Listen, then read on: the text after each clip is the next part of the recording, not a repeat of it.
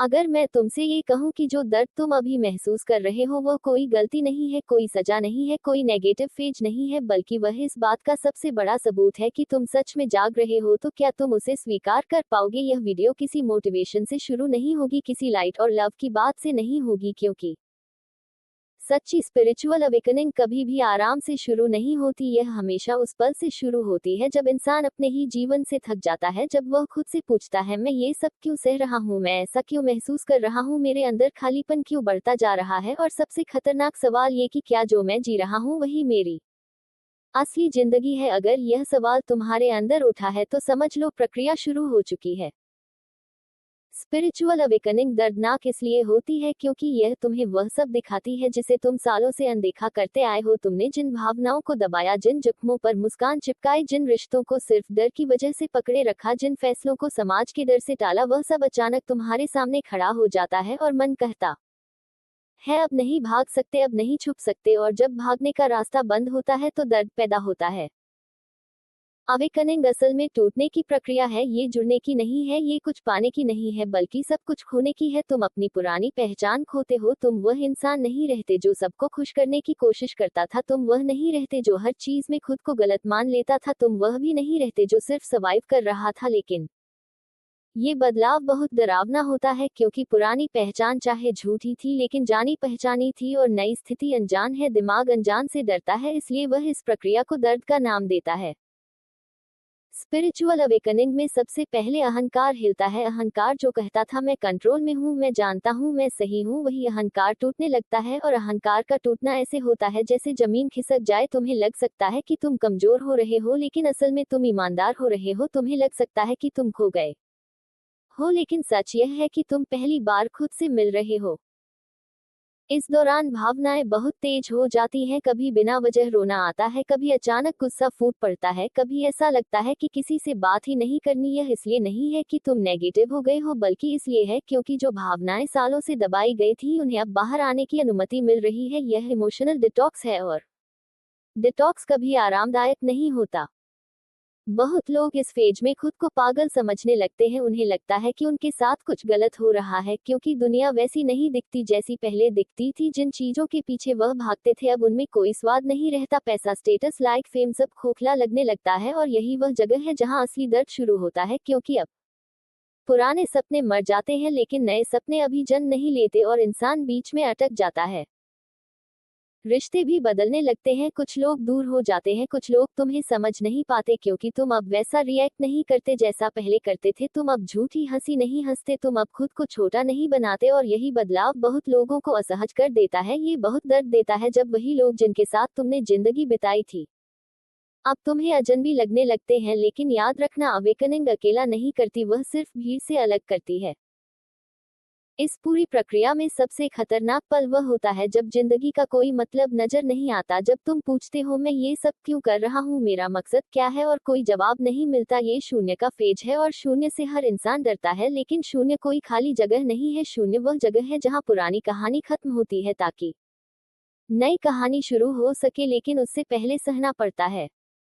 शरीर भी इस बदलाव को महसूस करता है। थकान, नींद का टूटना, भारीपन, दिल का बैठना, अजीब सी बेचैनी, यह सब इस बात का संकेत है कि तुम्हारा नर्वस सिस्टम एक नई सच्चाई के साथ एडजस्ट कर रहा है। इसलिए खुद को बीमार मत समझो, खुद को कमजोर मत समझो। स्पिरिचुअल अवेकनिंग इसलिए भी दर्दनाक होती है क्योंकि यह तुम्हें जिम्मेदारी देती है। अब तुम यह नहीं कह सकते कि मुझे नहीं पता था, अब तुम अनदेखा नहीं कर सकते, अब तुम्हें अपने सच के साथ जीना होता है, और सच के साथ जीना आसान नहीं होता। बहुत लोग इस स्टेज पर वापस सो जाना चाहते हैं, वापस पुराने पैटर्न में लौट जाना चाहते हैं, क्योंकि दर्द असहनीय लगता है। लेकिन अगर तुम इस दर्द से भागे तो जिंदगी बार बार तुम्हें यही लाकर खड़ा करेगी, क्योंकि आत्मा जब जागती है तो आधा जागकर नहीं रहती। असली स्पिरिचुअलिटी कभी भी सिर्फ शांति की बात नहीं करती, वह तुम्हें अंधेरे में भी ले जाती है ताकि तुम खुद को पूरा देख सको। तुम्हारा लाइट तुम्हारे अंधेरे को स्वीकार किए बिना पूरा नहीं होता। अगर तुम इस फेज में हो तो खुद पर दया रखो, खुद को जज मत करो, किसी से तुलना मत करो। यह कोई रेस नहीं है, यह एक इन डेथ है, और हर मौत की तरह ये भी दर्द देती है। लेकिन इसके बाद जो जन्म होता है वह नकली नहीं होता, वह मजबूरी से नहीं आता, वह सच से आता है।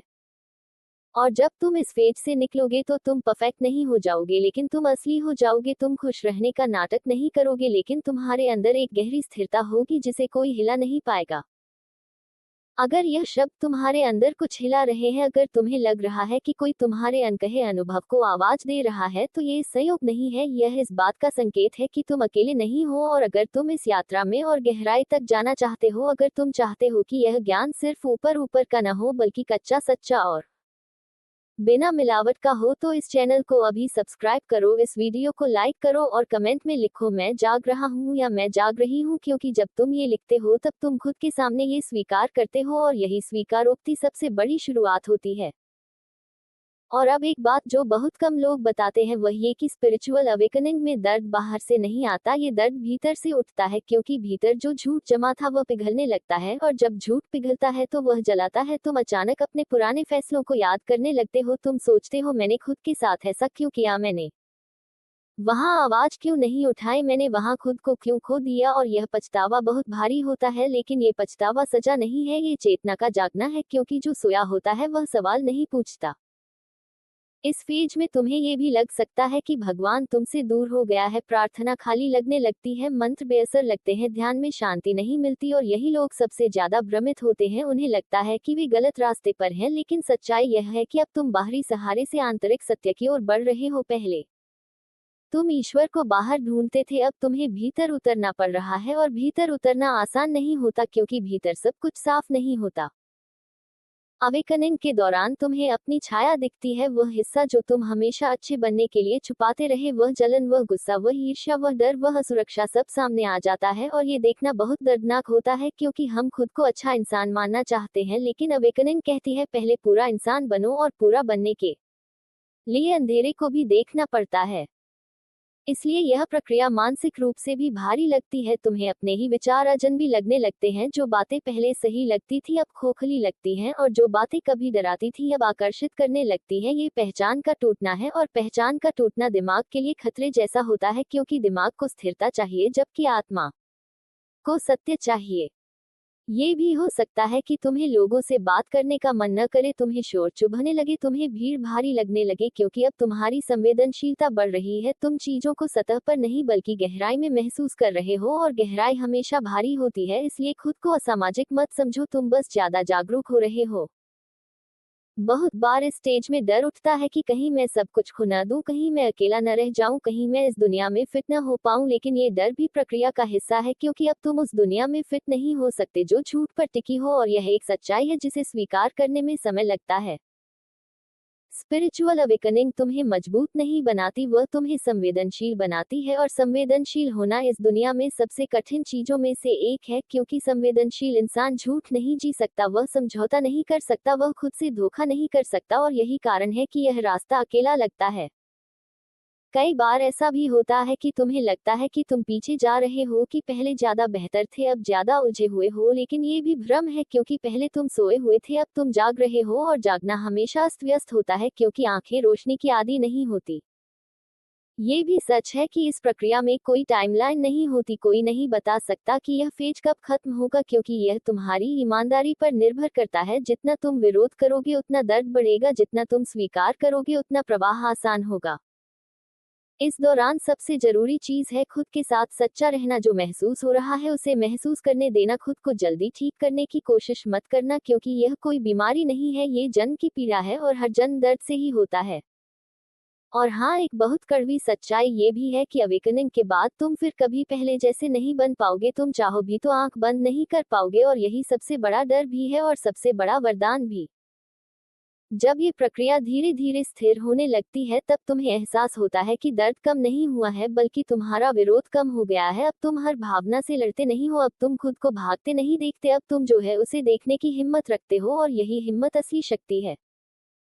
तुम्हें छोटी छोटी चीजों में सुकून मिलने लगता है, बिना वजह शांति का पल आ जाता है, कोई बड़ी खुशी नहीं, लेकिन एक गहरी स्थिरता। और यही वह जगह है जहां लोग सोचते हैं कि अवेकनिंग खत्म हो गई, लेकिन असल में यहीं से असली जीवन शुरू होता है।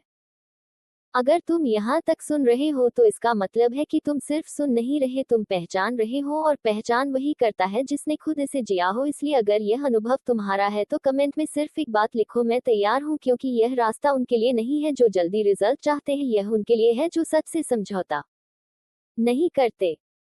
और अगर तुम चाहते हो कि यह चैनल सिर्फ बातें न करे बल्कि इस कच्चे सच्चे अनुभव को बिना फिल्टर के आगे भी रखे, तो इस वीडियो को लाइक करो, इसे शेयर करो, उस इंसान तक पहुंचाओ जो अभी इस दर्द में खुद को अकेला समझ रहा है, और इस चैनल को सब्सक्राइब करो क्योंकि यह सफर लंबा है और इस सफर में साथ होना बहुत जरूरी है।